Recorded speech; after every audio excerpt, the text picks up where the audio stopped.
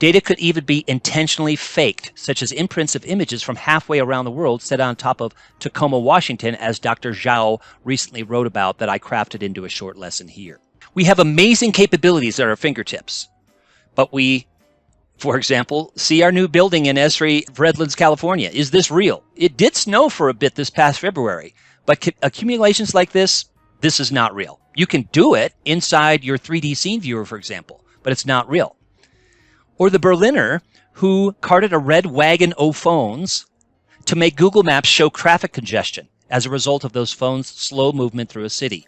The slow traffic data feed worked as it should, though it was actually showing the travel time of phones on a red wagon.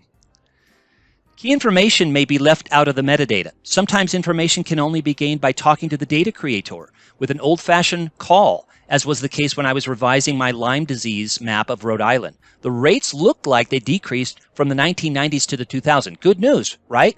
However, it was actually due to less funding for monitoring Lyme disease cases in the 2000s. Only the phone call helped me to understand that. Another effective teaching technique is to make clear that even when you're mapping your own data, data quality and ethical decisions frequently arise, as I point out in these examples from the field.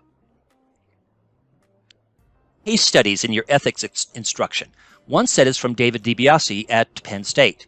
It includes such thought-provoking scenarios such as, a GIS analyst is asked to exclude pertinent data from maps prepared for a public hearing. Researchers track mobile phone users' movements to derive predictive models of human mobility. A government agency's need to recoup data user fees conflicts with a public records law. A scope of work statement and established mapping procedures prevent a GIS analyst from adding wetlands to a conservation database, and more. Each clearly presents the situation along with supportive maps and references in brief but pointed ways. Another set is an 8-part series on geoprivacy from Dr. Seidel in my own state of Colorado. Topics covered include smart energy and tracking and a bicycle theft resulting from a social media ad.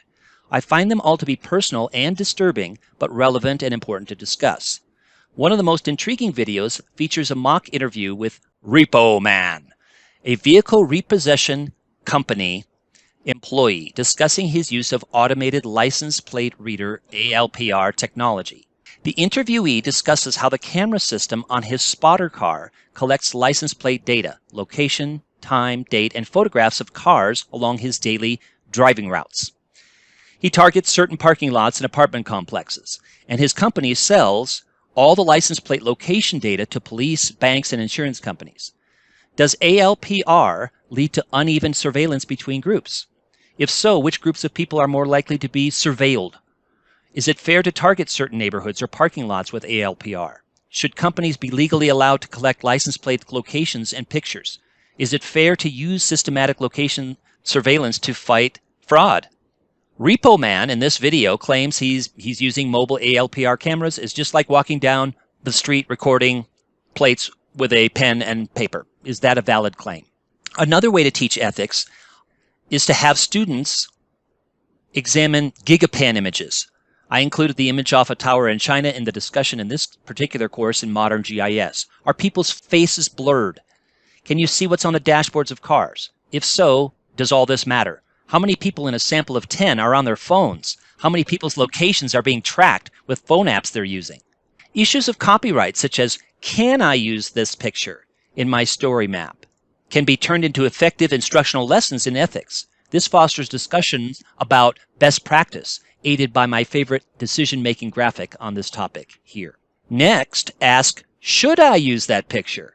Potential harm can occur to natural spaces, for example, as geotagged tourist photographs have been sometimes shown to result in a place being overloved, with implications for rare and endangered species. Another way of teaching ethics is to foster a debate using the GIS Certification Institute's Code of Ethics. Pose a few scenarios, and under each scenario, ask students or colleagues, when does the obligation to society outweigh the obligation to the employer, funder, or colleagues? Model good metadata strategies. First, examine the metadata. Then, teach truth in labeling. It is the data producer's responsibility to include truth in labeling. Number 2, fitness for use. It is the data consumer's responsibility to determine if that data set is fit for use in their own project. Coupled with this is the point, more data is not necessarily better. And remember, everyone is a map creator and a map producer as well as a map consumer nowadays. Finally, students may ask, is my map right? Is my map right? It's not their fault. They've been conditioned in our educational system to ask this. Sigh. I have a video and essay on this very topic. 2 ways to respond. 1, I don't know. Does it aid in your understanding of the issue? Number 2, can you justify the choices that you've made in creating your map? To dig deeper, see my ethical geo essay for the American Geographical Society, my ethics essays on the Spatial Reserves data blog, my location privacy chapter in the UCGIS GIS&T body of knowledge, and other chapters that other fine folks have written. And this paper from our summit that I mentioned earlier, where ESRI, AAG, academics, and even lawyers participated in at UCSB, led by Mike Goodchild. It's out for review on location, privacy, and the public interest.